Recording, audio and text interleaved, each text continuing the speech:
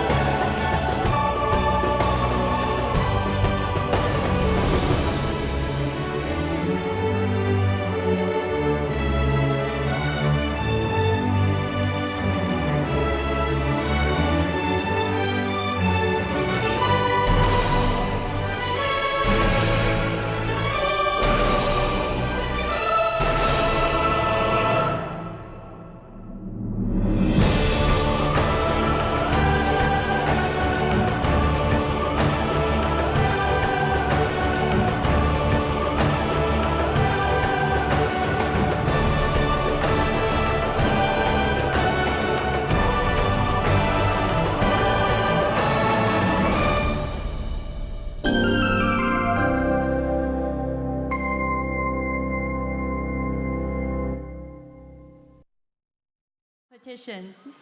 I know that the video may go a little too fast, so it's really hard for us to recognize or keep in mind every single gold sponsors, but they are so important. So on behalf of the ECCT, I would like to thank you once again for our gold sponsors in an alphabetic order. So when I call their names, please make sure to also show your energy. Allianz.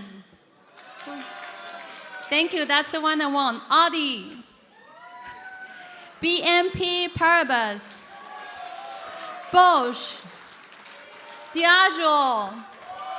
Ericsson. HSBC. KLM. L'Oreal. Mercedes-Benz. Nokia Networks. Siemens. Societe Generale. Standard Chartered. TUV. Turkish Airlines. Thank you once again. This wasn't a competition, so no pressure. And of course, our sponsor list goes far beyond that. We have a lot more supporters, self-sponsors that help us to put this event together. So if I haven't called your name, please don't panic. We will do so later for the event. And as we are joined by our guests of honor, of course, we would love to enjoy their sharing and ranking. Now, I would like to invite His Excellency President Ma Ying-jeou. Please come to the stage and share a few words with us. Let's welcome President of the Republic of China, Ma Ying-jeou. And also to join His Excellency, please also welcome Mr. Frédéric Laplanche. Please also come to the stage and follow our staff members. Mr. Frédéric Laplanche headed the European Economic and Trade Office in Taipei. And also Mr. Bjorn Barkai, which all of them already on the sofa on the stage, Chairman of the European Chamber of Commerce Taiwan. Now it's time for the address. First, let's give Mr. Bjorn Barkai the biggest welcome. Please share with us for a few words. Chairman of the European Chamber of Commerce Taiwan. Your Excellency, President Ma Ying-jeou, Ministers, Head of the European Economic and Trade Office in Taipei, Mr. Frédéric Laplanche, representatives of European institutions and trade offices, distinguished leaders of government, academia and industry, honorable guests, members, ladies and gentlemen, friends, good evening. Taiwan Taoyuan International Airport was recently voted as having the world's best airport staff service by UK-based consultancy firm Skytrax. As long-term residents of Taiwan, this comes as no surprise. We know that Taiwan is a friendly place and the airport is no exception. In fact, Taiwan has become so popular that close to 10 million people visited in 2014, up from fewer than 4 million in 2008. This has caused some capacity problems. But as we like to say in business, this is the best kind of problem to have. Why? It is a very good problem for the contractors who will build a new airport terminal and runway. It is also a very good opportunity for hotels, restaurants, retailers, and other tourist services. And of course, it is very good for economic investment and thousands of Taiwanese who need well-paid jobs. This year marks 17 years the end of World War II and the 65th anniversary of the Schuman Declaration. This paved the way for the creation of what has evolved into today's European Union, the world's largest economy. As we mark this milestone, we also celebrate the formal establishment of the ECCT 27 years ago. President Ma, you have been familiar with the ECCT almost since the beginning. You first gave a speech as an ECCT event in 1992, when you were Vice Chairperson of the Mainland Affairs Council. Since then, we have met you dozens of times in your roles as Minister of Justice, Taipei Mayor, and now President. This will be your 8th year as a guest of honor at the Europe Day dinner. Mr. President, Taiwan has witnessed remarkable economic and social progress during the past 7 years of your administration. You navigated the 2008 global financial crisis well and came out stronger. In 2009, Taiwan joined the World Trade Organization's government procurement agreement, which helped to eliminate some market access barriers. In 2010, the corporate tax rate was lowered to 17%, giving Taiwan one of the world's most competitive tax rates. Since you took office, Taiwan has seen unprecedented progress in cross-strait relations. Direct cross-strait links talks have led to many pragmatic economic and administrative agreements designed to foster annual cooperation and economic prosperity. The opening of direct links has led to rapid expansion of trade and tourism. Your friendly relations with international partners paved the way for the granting of visa-free status to Republic of China passport holders with the European Union and many other countries. Trade in goods between Europe and Taiwan has remained robust, while trade in services and investments have continued to rise steadily. Under your administration, the relationship between the ECCT and the Taiwan government has grown stronger, and our level of cooperation has never been greater. Every year since you took office, around 20% of the issues facing our members have been resolved. Incremental progress towards adopting international standards and practices has been made across all major industry sectors. Over a number of years, incremental progress adds up to substantial progress. Every issue resolved helps to build a better regulatory environment and improve Taiwan's competitiveness. Your government has helped to build a solid foundation for future prosperity in Taiwan. Taiwan has become a dynamic player in the global economy with good transport and communications infrastructure, a consistent legal system, a stable government, a highly skilled workforce, reputable academic institutions, and a functioning universal healthcare system.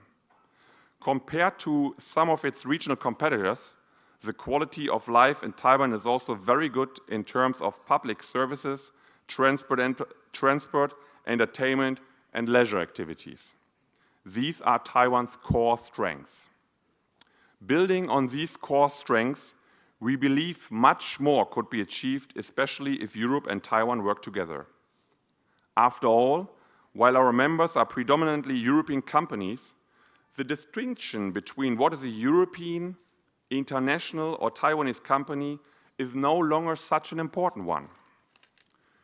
European companies are registered as legal entities in Taiwan. We pay the same taxes as Taiwanese companies. 99% of our employees are Taiwanese nationals. Salaries we pay are spent by our employees here in Taiwan. When we invest here, contracts are given to locally based operators, who in turn get suppliers and services from locally based operators. Our training and R&D spending helps to boost skills and raise standards, which in turn boosts Taiwan's competitiveness. All of this activity creates a virtuous circle of generating economic growth and moving Taiwan further up the value chain. So, Mr. President, our companies are really more Taiwanese than they are European.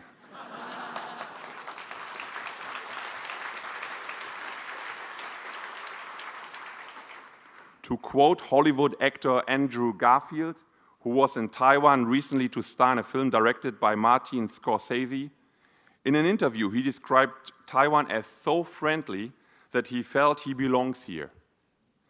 ECCT members have loved already Taiwan for a very long time, and we feel even more strongly that we belong here. We are integral stakeholders and partners, and as partners, we are ready to build on our core strengths to create a brighter future for Taiwan.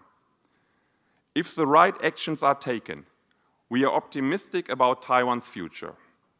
As we highlighted in our 2015 position papers, we believe Taiwan has a potential to become a showcase for smart, low-carbon cities, a healthcare innovation hub, a regional financial center, and a renewable energy showcase. These are just some of the areas of potential if the best technologies and solutions are adopted.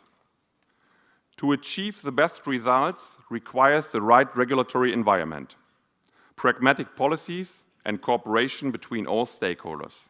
It goes without saying that achieving this will require more hard work from both the government and industry.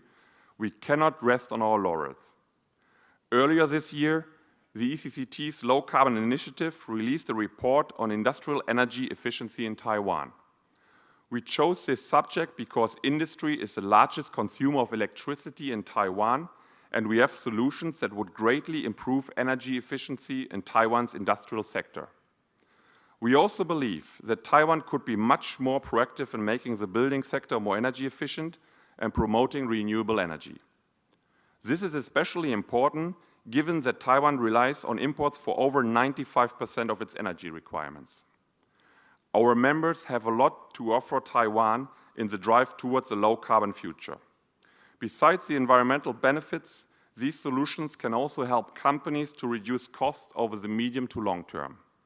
Adopting them would help Taiwan to become greener, more sustainable, more competitive, and more profitable. In addition, as services become increasingly important to the economy, improving the skills and competitiveness of Taiwan's service industry is vital to Taiwan's future economic prosperity. Our members in the IT, financial, healthcare, retail, logistics, and other service industries have the skills and capital to help develop Taiwan into an even more advanced provider of a full range of services. By working together, we can attract investment, create jobs, and generate economic growth for both Europe and Taiwan. Mr. President, your government has made great progress towards the further internationalization of Taiwan's regulatory system in recent years. We have always and continue to welcome these efforts. But the world is constantly changing, and to meet the needs of societies in the 21st century, we need a regulatory system that is not only international, but also smart. Members of the ECCT share the government's goal to raise the level of safety standards and practices in Taiwan and restore consumer confidence that has been tainted by so-called black-hearted businesses. We believe the best way to do this is to adopt a system similar to the one practiced in Europe, which is a combination of strict health and safety standards, practical and effective quality control and monitoring systems, and self-regulation on the part of the industry. The EU arguably has the strictest but also the most open and transparent regime in the world, but relatively few issues, despite being the world's largest market. This shows that it is possible to maintain high safety and quality standards without disrupting trade. We recommend that the government support and promote a smart, balanced regulatory system that combines practical government regulation with industry self-regulation. Our chamber, together with our partners in the European Union, will continue to share with your government information and best practices aimed at creating a safe, advanced, and competitive environment for all goods and services in Taiwan. In so doing, we hope to work with you to create the best possible regulatory system here in Taiwan. Now, I would like to say a few words to the head of the EETO and our friend, Mr. Frédéric Laplanche. Sadly, Mr. Laplanche will be leaving Taiwan soon. He has spent many years in Taiwan as deputy head of the European Economic and Trade Office, and most recently as head of office. During all this time, he has been a valued partner and friend of Taiwan and the ECCT. He has worked tirelessly to improve bilateral EU-Taiwan relations. And he has provided valuable support to the ECCT in our dealings with the European Union. Frederick, we are very grateful to you for your tireless efforts, great contributions, and sincere friendship. And we wish you all the best and continued success in your career. Keep fighting the good fight and don't be a stranger. Thank you, Mr. Barkai, for the wonderful sharing. President Ma, as I said before, Taiwan is a very friendly place. This is thanks not only to the exceptionally friendly people of Taiwan, but also because of the friendly Europeans who live and work here.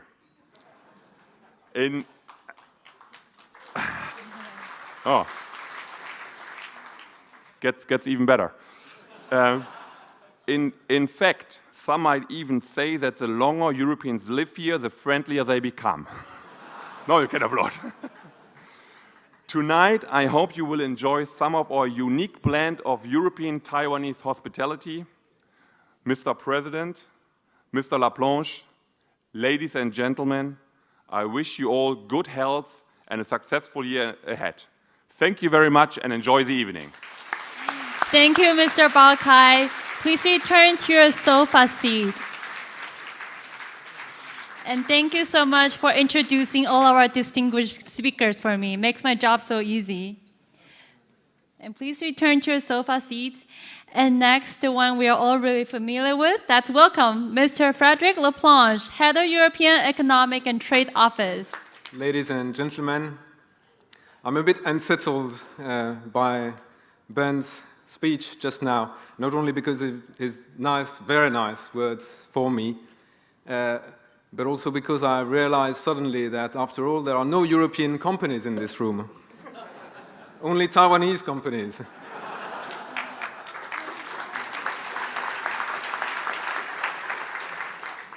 So that most of my speech is going to be not valid anymore.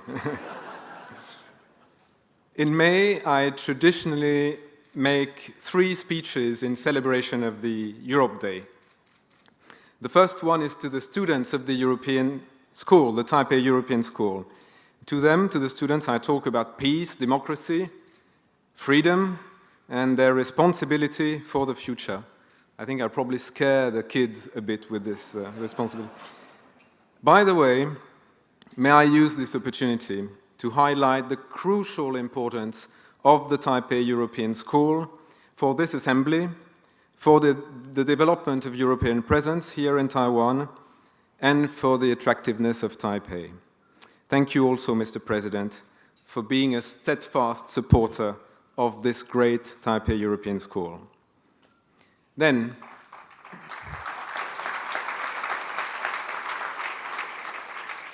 the school is here as well.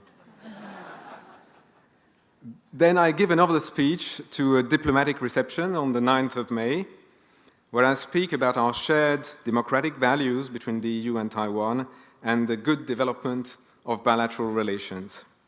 Then the ECCT Gala dinner speech comes last, that's today, and after 4 years of representing the European Union here in Taiwan, it is therefore my 12th speech on Europe Day. You will understand that I'm running out of fresh ideas. So I could just repeat one of my past speeches, but I thought that maybe there's a risk that someone was listening and would notice. So I decided today, for this last Europe Day speech of my term, to relax a bit and to share with you, to tell you things that I should not be telling you. Close the doors. First, I shouldn't tell you that the European Union is doing just fine, because that would be a little bit too optimistic, frankly. The EU, with 28 member states, 500 million citizens, is struggling still with the aftermath of the economic crisis. The economy is much better, of course.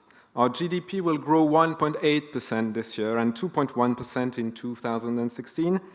Last year, for those who were listening last year I told you that in 2 years, the GDP of the EU would grow by the equivalent of the whole GDP of Taiwan.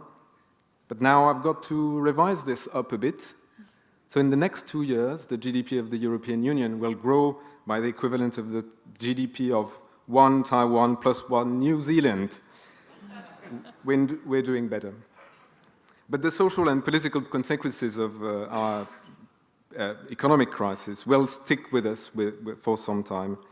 We are also seeing new threats at our borders, the conflict between Russia and Ukraine, instability in the Middle East and Africa, bringing to Europe terrorism and desperate migrants.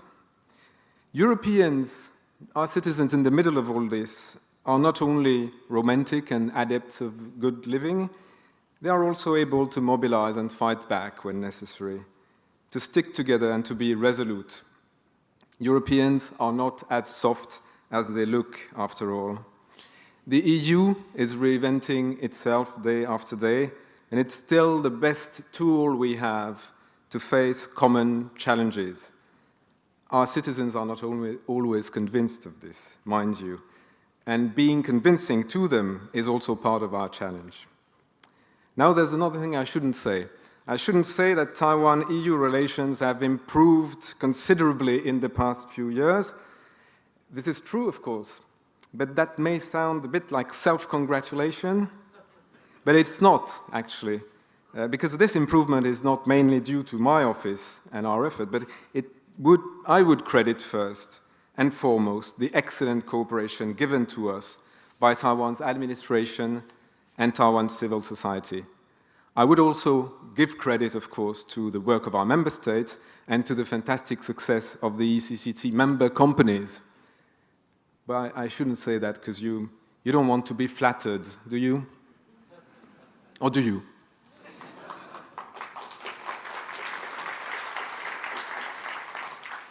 That is self-congratulatory. I shouldn't say also that Taiwan was last year the 19th largest trading partner worldwide for the European Union, and that the EU was once again the largest provider of foreign direct investment here. I shouldn't say that because that wouldn't be nice to the others, and because there are still some companies in Europe who have not realized yet the potential here, and because the size of Taiwanese investment in Europe is not as high as it should yet. Look at the exchange rate of the euro. There is no better time for Europeans to export to Taiwan, and no better time for Taiwanese to invest in Europe. All right, those who export to Europe and those who invest in Taiwan are less happy at the moment, but growth in Europe is also picking up, and this will provide opportunities for everybody. I shouldn't say that my office and the ECCT have been, again, in the past year, working together beautifully. For example, starting a new program called European Business and Regulatory Cooperation, improving the business environment in Taiwan. I shouldn't say that, but, you know, I wouldn't want people to think that we are too close. Even after 4 years, a lot of people still think that I work for the ECCT. And there's Freddie at the ECCT, and I'm a Freddie as well. There are too many Freddies around. This is confusing. But we all work for the common good. I'm very proud to see this embodied in the ECCT's low-carbon initiative, among others. We can do more together, the EU and Taiwan and ECCT members, to fight against climate change, to protect the environment, the water, the quality of the air we breathe. Let's keep up the ambition. Finally, I shouldn't say anything that would be seen as meddling into domestic politics, such as, Mr. President, your policy of dialogue and rapprochement with mainland China has been, for the past 7 years, a great contribution to peace and stability in the region. It has given European actors in Taiwan, both private and public, more space and more confidence to develop relations and do business with the long term in mind. And we are all very grateful to you, Mr. President, for this. But I shouldn't say this publicly. So let's say it's just between us tonight.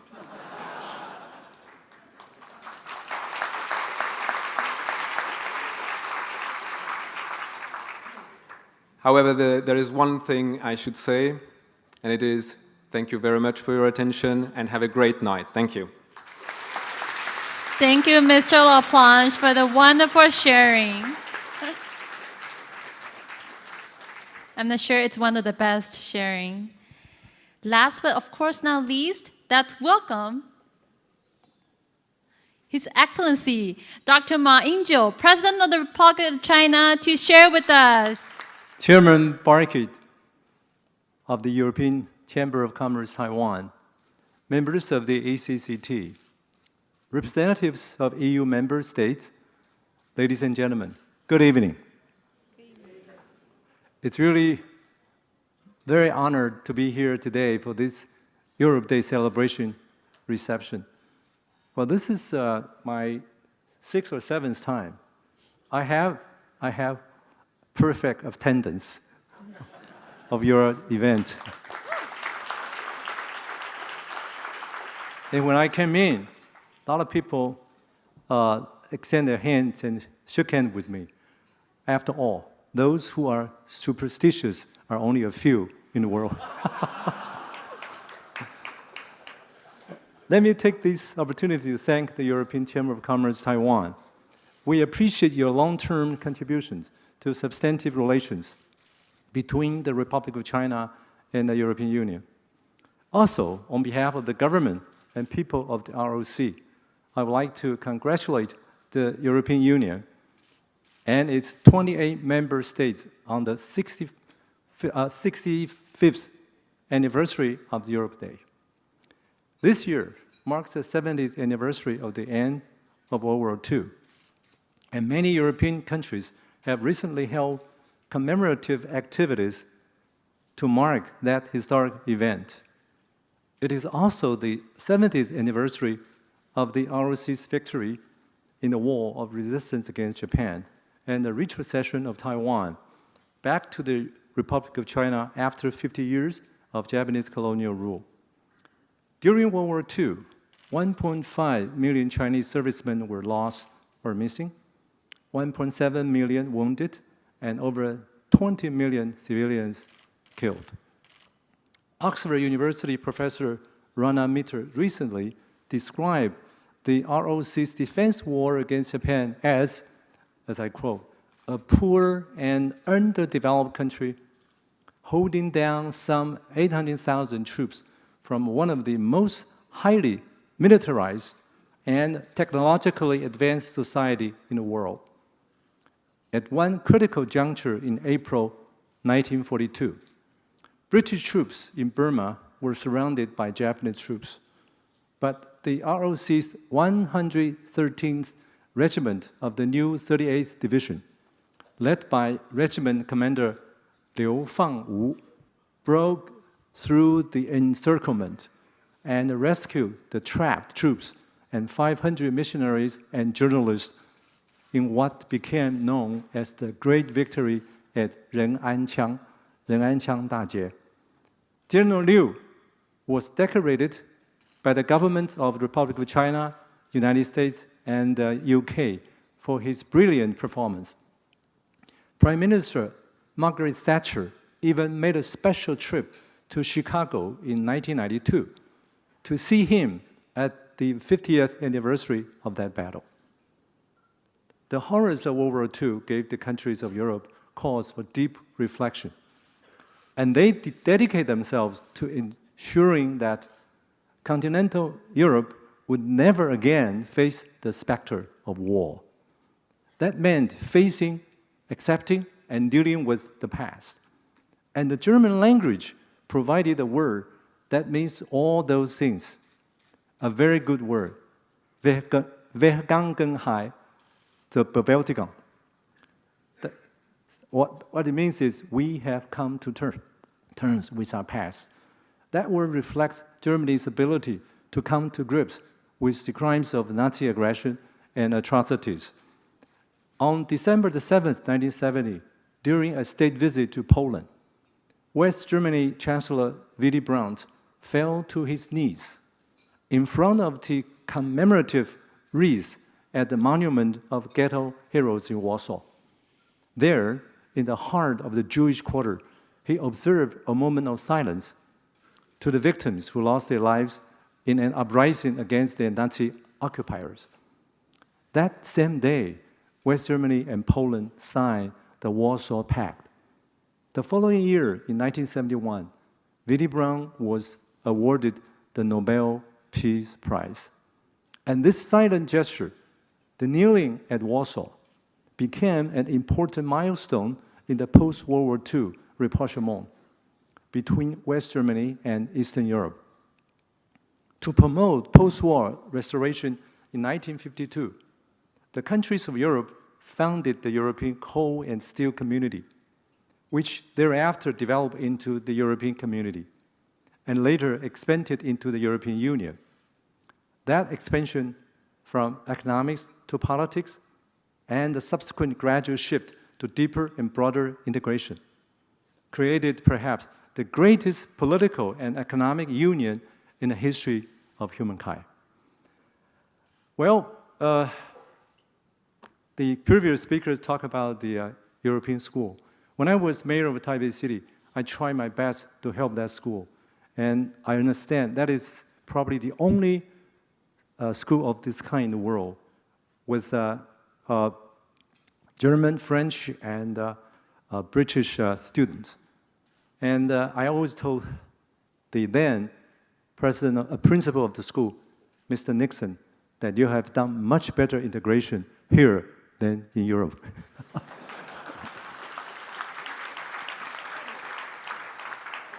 What you Europeans did in Europe also paved the way to sustainable peace, establish democracy and respect for human rights in Europe, and play a major role in shaping a new world order.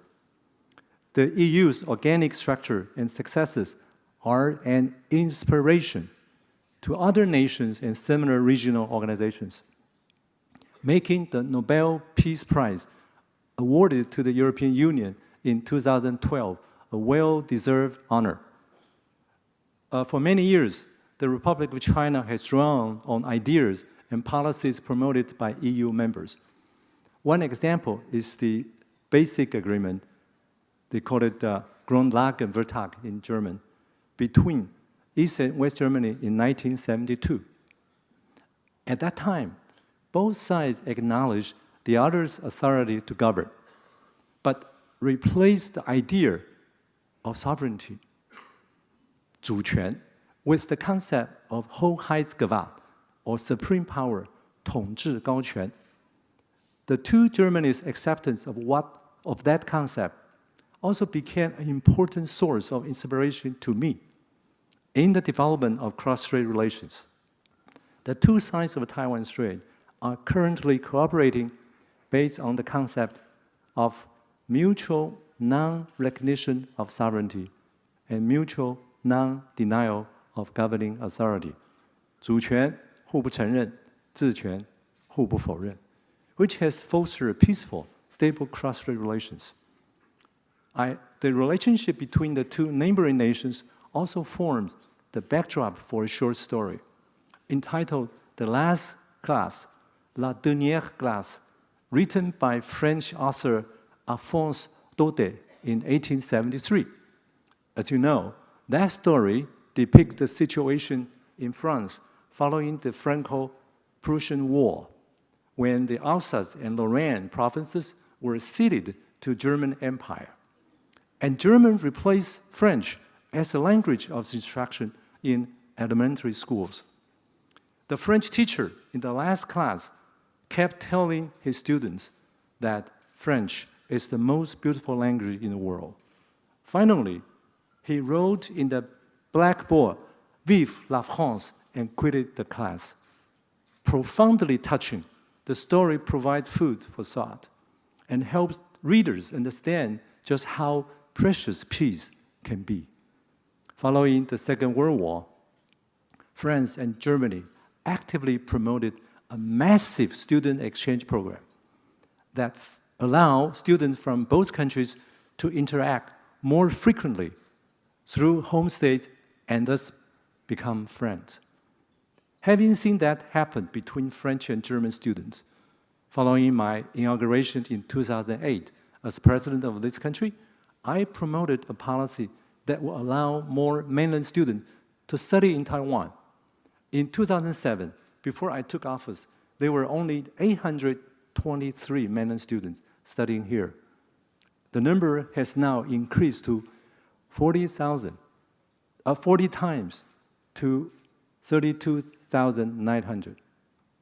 I do feel it is important to let students from both sides of the Taiwan Strait start to get to know each other early in life.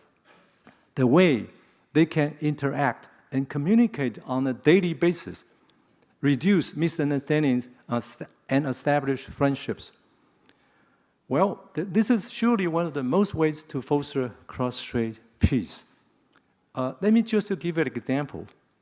3 years ago, when I won my re-election as president of this country, I read a very interesting piece of story in New York Times. It reported that a Taiwan student talked to his mainland friends in Taiwan. The Taiwan student said, look, in Taiwan, we have a very efficient election system. We cast the vote in the morning, and we get the result in the evening. The mainland student responded by saying that, oh, that's nothing. It's not advanced enough. Back home, we cast the vote in the morning, but we knew the result the day before.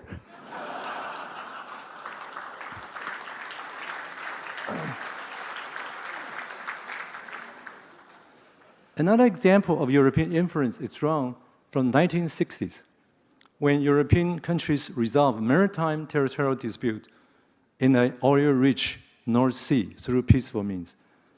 That North Sea experience, where sovereignty remained indivisible, but resources were shared, inspired me in 2012 to propose the East China Sea Peace Initiative. That initiative calls on all parties in the region to shelve sovereignty disputes and negotiate provisional arrangements to share natural resources through peaceful means. Soon after, in 2013, Taiwan signed a fisheries agreement with Japan that resolved bilateral disputes that had been simmering for over 4 decades. That agreement also enhanced regional peace and stability and was widely acknowledged by the international community. So we were happy to learn something from the North Sea experience and duplicate it in the East China Sea. Now, the catch in that maritime zone of high-value fish, such as the bluefin tuna, 黑尾鱼, in the Daoyutai Islands area, in the last 2 years has increased several times, much to the satisfaction of Taiwanese and Ryukyu fishermen. The EU is the Republic of China's 5th largest trade partner. And in 2014, Taiwan-EU trade totaled $50.9 billion, up 3.7% from the previous year. The EU was also Taiwan's largest source of foreign investment, totaling $33 billion by the end of last year. And if you compare the 3-year period before and after 2011, ROC enterprise investment in the EU jumped 520%. And our relationship is also thriving in other areas. Over the past year or so, we have seen numerous cooperative developments, such as the opening of the Taiwan market to Spanish pork imports in September. And French pork, you always remind me that, right? French pork, and poultry imports in November. We also signed a memorandum of cooperation in agriculture with Hungary last September. And in March of this year, an air transfer agreement with Poland. In November of last year, the ROC and Austria came to an agreement on the youth working holiday program that took effect on January 26th of this year. When I first came into office in 2008, the Republic of China had youth working holidays, 打工度假协定 agreements with only 2 countries. Now we have 13. And by July of this year, 142 countries will be offering the Republic of China citizens visa-free countries and other visa conveniences. So we added 88 countries and territories to the original 54. And in this matter, we want to thank the European countries very, very much because you took the lead to offer us that, and other countries followed suit. So over the past several years, promoting trade liberalization and pursuing economic and trade alliances have been important policy objectives for the ROC government. And so what I've just said, the visa-free treatments actually give that a very important help. I remember a woman writer once wrote, she was going to Europe, but by the time she got to the airport, he said, I forgot something, I forgot to do something. By the time he's on board, he said, I didn't arrange the visa. She didn't have to anymore, but she just forgot. Another friend of mine, after retirement, he organized several trips to Europe and found that it's so convenient passing through the passport control. He said in the past, the custom people will examine his passport and takes at least 5 minutes. But now, when they look at the passport from Republic of China, Taiwan, the only word they said is, have a nice day.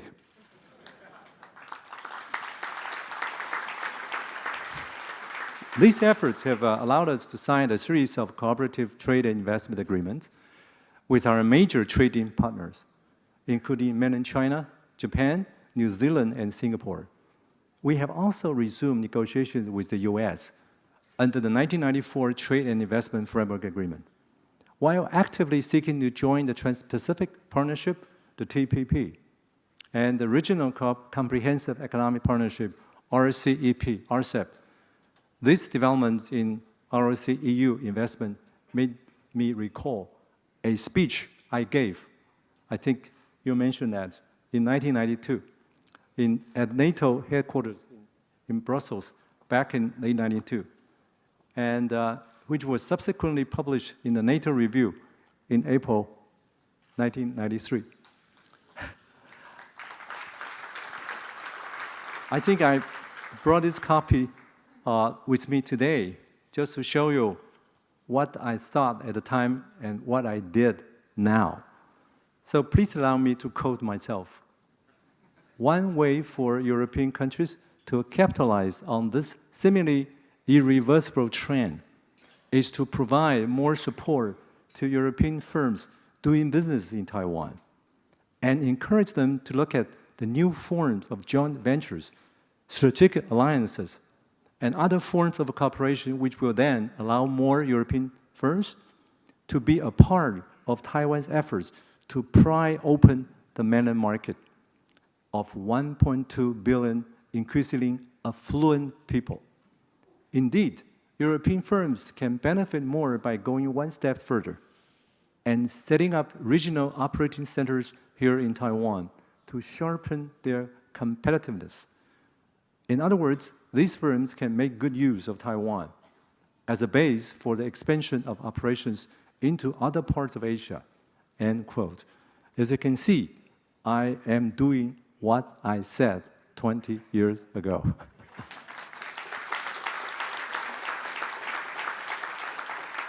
In 2006, as the mayor of Taipei City, I also held an enterprise investment forum in Brussels to propose that ROC and EU firms join together to develop the mainland China market and create new business opportunities. Since I gave that speech in Brussels over 20 years ago, the ROC mainland China relationship has vastly improved.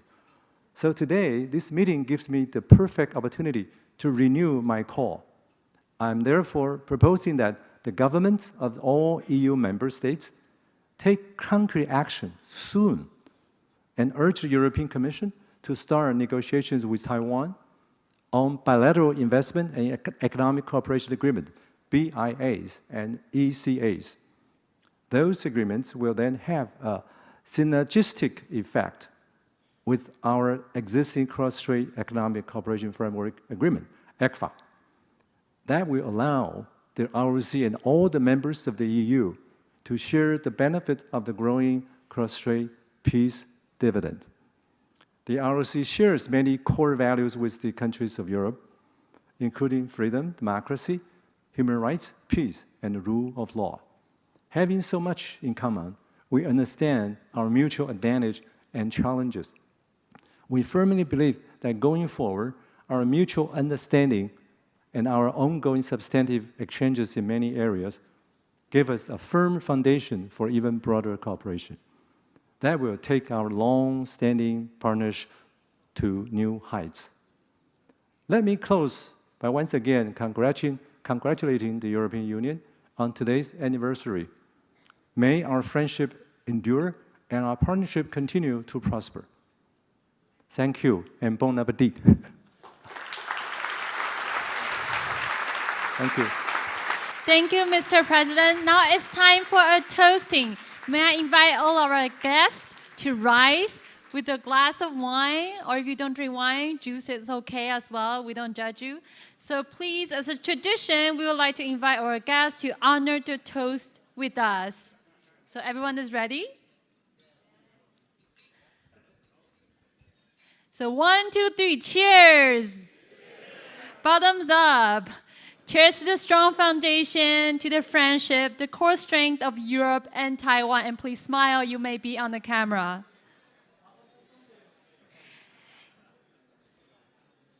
Thank you so much. Thank you, Mr. President, Mr. Laplanche, and Mr. Balkai.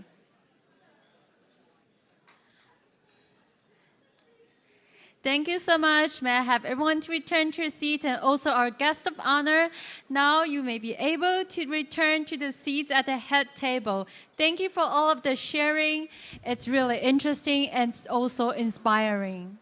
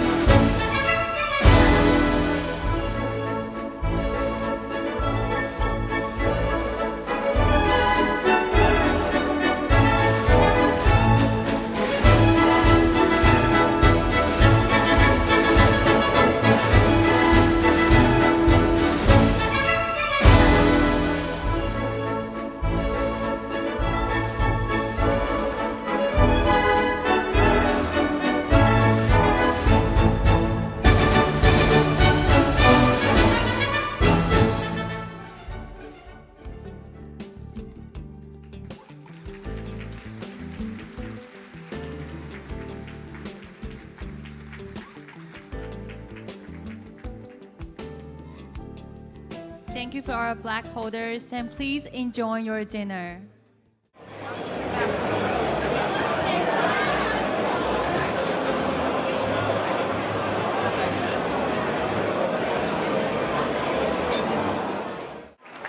And it's going to take a little while for President Ma to come out to the venue. Let's continue to welcome and to applaud and thank him again for his support. Thank you, President Ma, and we hope that we will see you soon.